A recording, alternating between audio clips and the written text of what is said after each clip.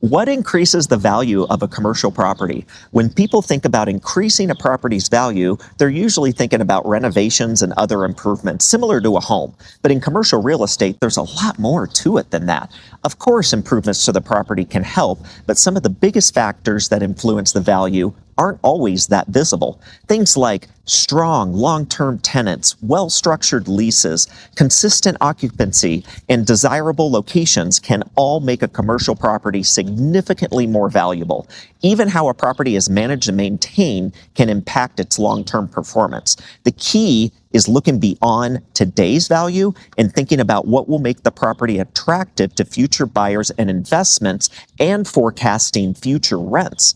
Whether you're thinking about buying, selling, or simply holding on to a commercial property, understanding what drives value can help make you smarter for long-term decisions. If you'd like to talk about a commercial property or an investment opportunity, we're always here and happy to help. Give me a call.